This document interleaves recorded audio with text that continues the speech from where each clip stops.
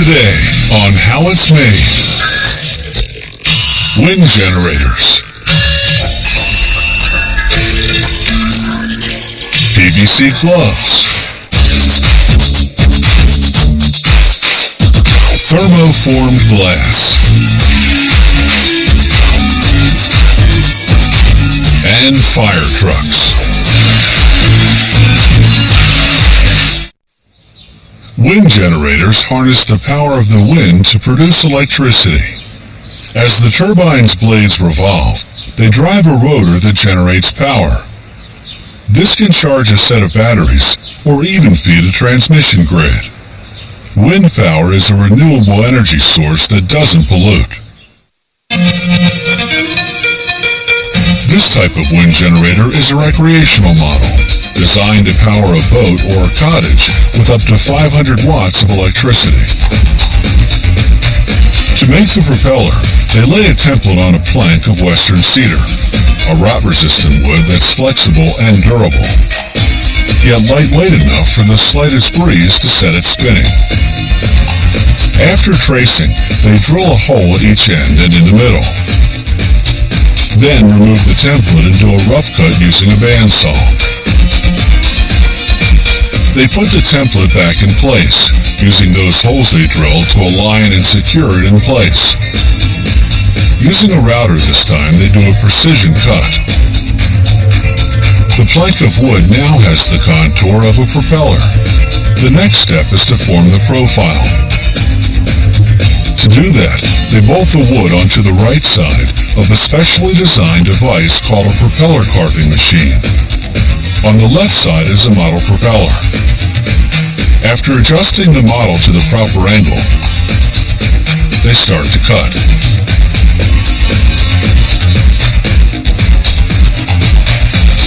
As the machine's roller runs over the model, it guides the shaper to carve the wood exactly like the model.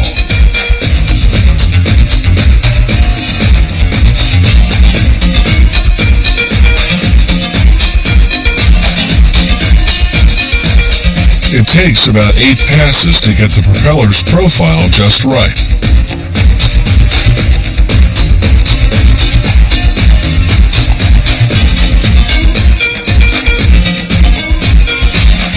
You can see the profile well, once they've marked and cut off the excess on the ends. One side is flat, while the other is curved, like an airplane's wing. Now they widen the hole in the middle of the propeller and sand off the ridges left by the carving, using a low-pressure inflatable drum sander. It's the only type flexible enough to really get into the curves. Next, they check the balancing.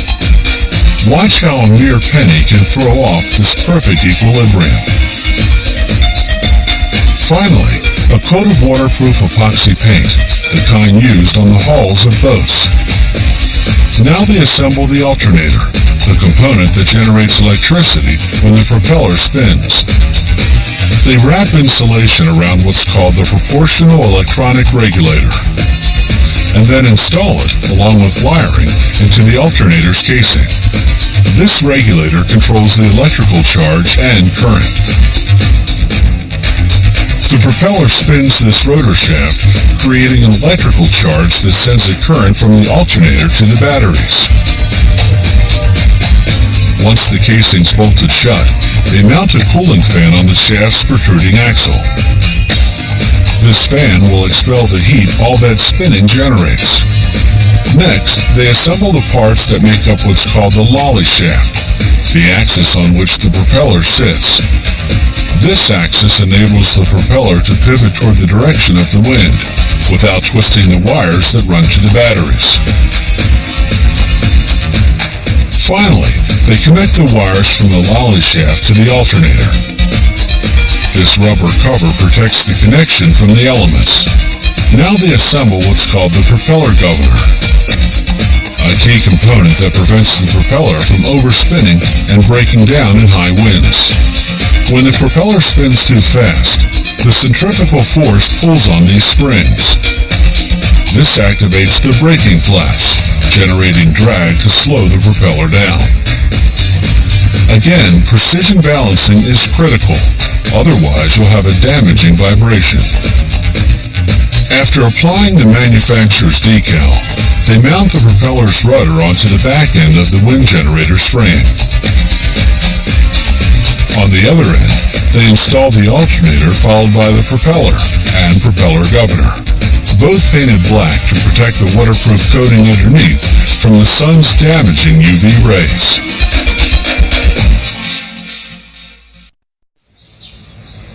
Polyvinyl chloride, commonly known as PVC, is a durable material similar to plastic.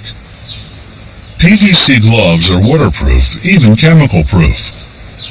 All kinds of laborers wear them, from commercial fishermen to oil refinery workers.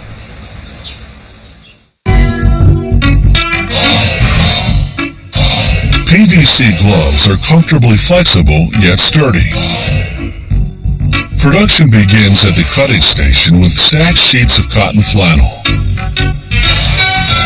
Using a hydraulic cutting machine and a series of dies, workers slice through some 20 layers in one fell swoop, cutting out the pieces required to make cotton gloves. Those gloves will either be sold as is or used as linings for PVC gloves.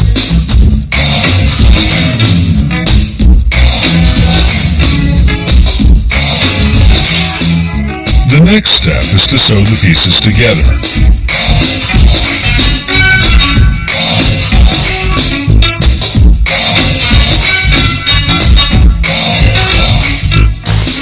It takes a speedy seamstress just 30 seconds per hand.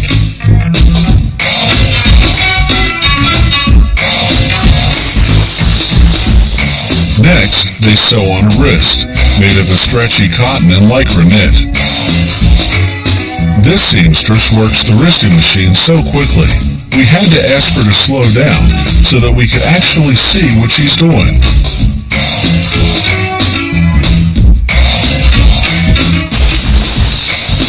Throughout the sewing process, these cotton gloves have been inside out. This next machine turns them right side in, transferring them onto a heated hand form.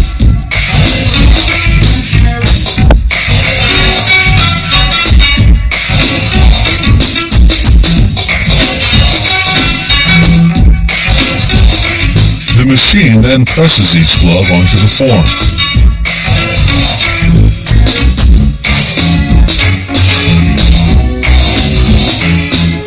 The gloves drop down to a conveyor belt below. It transports them to a worker who inspects them and pairs them up left and right.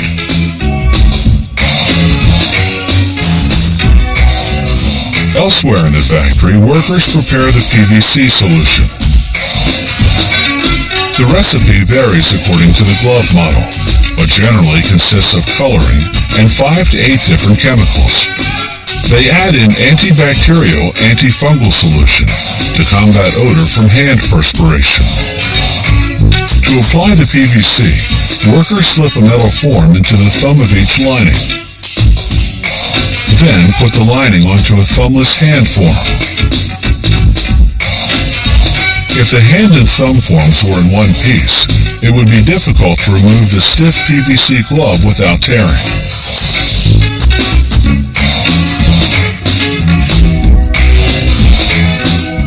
The linings go through what's called the singer, a propane flame that burns off any dust or loose threads.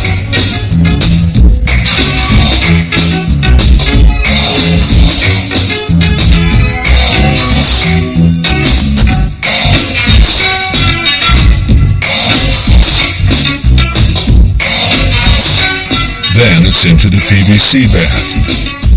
The basin of liquid PVC moves upward, coating the liners.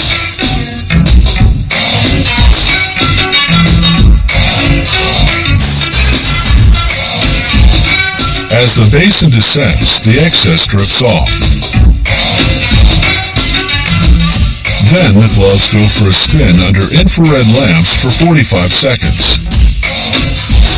The spinning spreads the PVC uniformly, so that it doesn't accumulate on the tips of the fingers, forming clumps.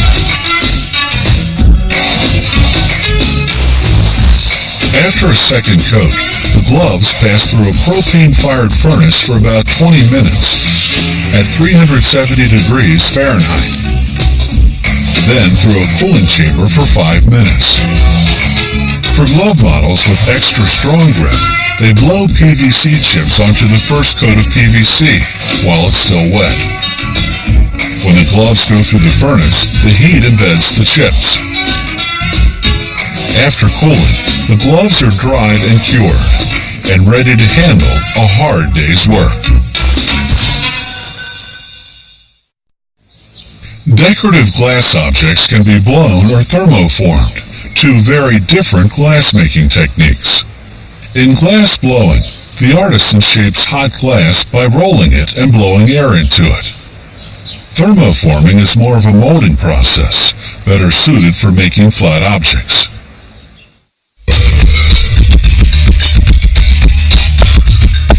When you look at these magnificent pieces, it's hard to believe they begin as run-of-the-mill window glass. It comes in ready-made panels in thicknesses ranging from 1 to 4/10 of an inch. The first step is to measure the overall dimensions of the glass panel, then divide it into pieces, each slightly larger than the object it will become. They'll turn this panel into large decorative plates, so they divide it into 3 squares, each about 14 inches in diameter. They place each square over a paper pattern. Using a glass cutter, they score the shape of the plate. Then they apply pressure with a rubber mallet to separate the glass along the score line. They cut away the excess, breaking it off with a few gentle taps.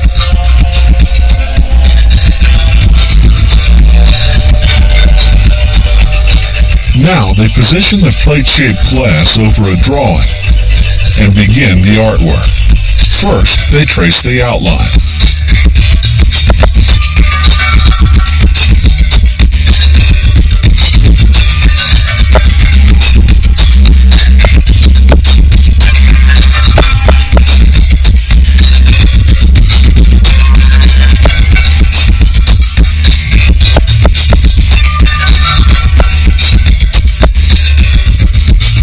Now they embellish the design and fill in the details. They use enamel paint specifically designed for painting on glass.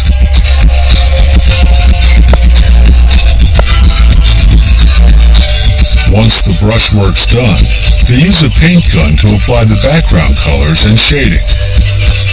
The glass has been cut and decorated, but it's still perfectly flat.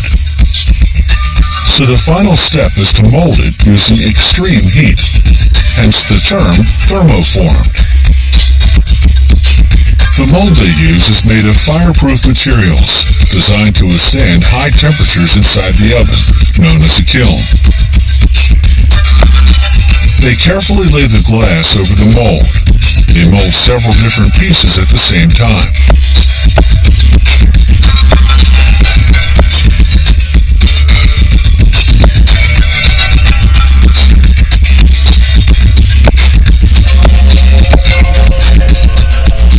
In the intense heat of the kiln, the glass will melt and take on the exact shape of the mold, right down to the most intricate textural detail.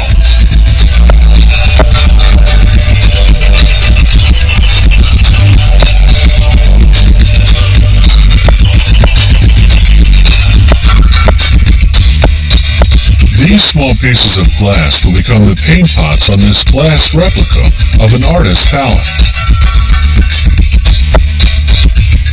It takes an hour and a half for the kiln temperature to climb to a scorching 1550 degrees Fahrenheit.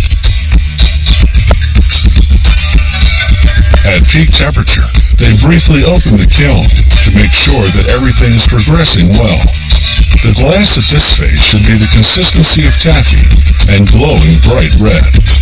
If it is, they can close the kiln and begin the cooling phase. 6 hours later, the glass pieces have hardened into the shape and texture of their respective molds.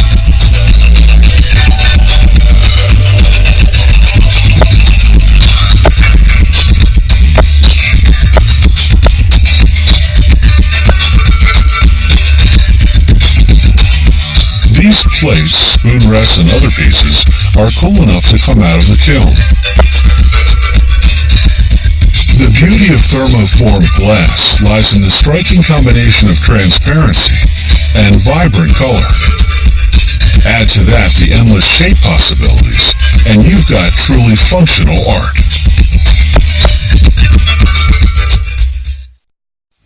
There are different types of fire trucks.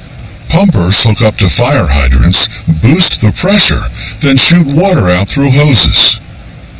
Ladder trucks elevate firefighters on either a ladder or platform. Rescue trucks have tools to cut through metal and clear obstructions.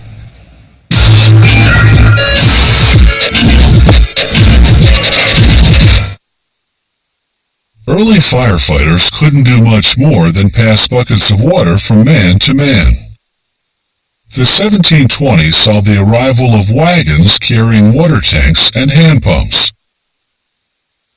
Those newfangled pumps could spew out an impressive 60 gallons of water per minute, about what you'd get from 2 garden hoses. The first horse-drawn fire trucks with steam-powered pumps went into service in 1852. Gas-powered trucks replaced them in the early 1900s.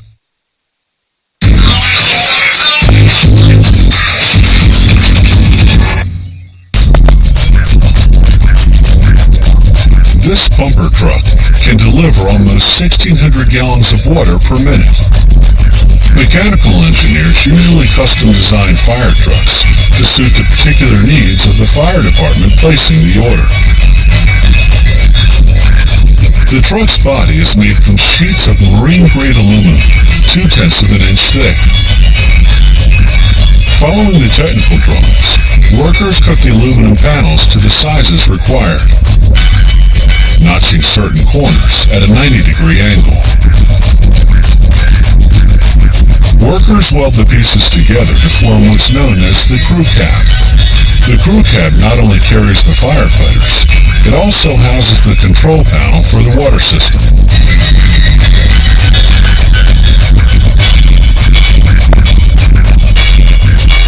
Meanwhile, other workers measure and then cut pieces of aluminum to build the subframe that will support the crew cab from underneath.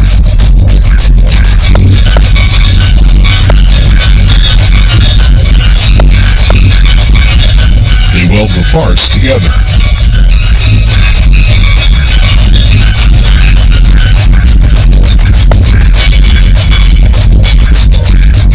Installing the steps, workers leave a gap of about ½ an inch to enable water to drain down.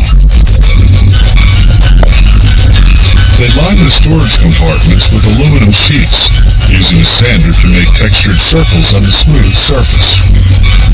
This pattern will camouflage the scratches that moving equipment in and out will inevitably create. They use a machine called a press brake to bend the sheets to the required shape. Then, using what's known as a punch press, they cut holes for the built-in lights, the door handles, and the various control knobs. Workers now assemble the pieces and make any necessary adjustments before painting, rather than after to avoid damaging the finish. After this fine-tuning, they'll disassemble everything and send the parts to the paint department. After that, they'll put it all carefully back together. The full-scale assembly can now begin, starting with the water pump. It arrives here ready-made from the supplier. Next comes the crew cab. This one isn't for the pumper, but rather for a yellow rescue vehicle.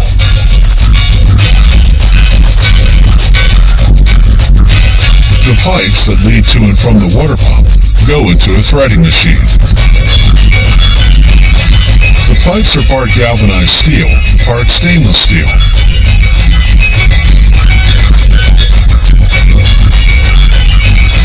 Once they're threaded, they're ready to be screwed into the pump's water outlets.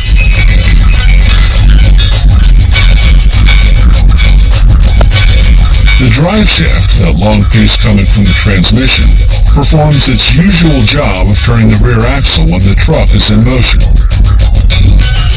It also powers the water pump when the truck is parked, fighting a fire. This control box runs the fire truck's electrical system, including the flashing emergency lights. Each wire is color-coded, number-coded, and function-coded.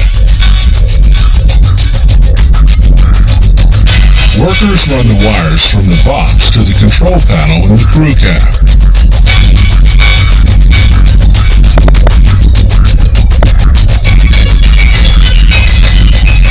Then they hook up the odometer, speedometer, and other dashboard indicators. They install water pressure gauges, adapters for connecting the hoses to the water system, and pressure release valves for adjusting water pressure. Lo and behold, a shiny new fire truck, built to a department's exact specifications. Only there's one thing the client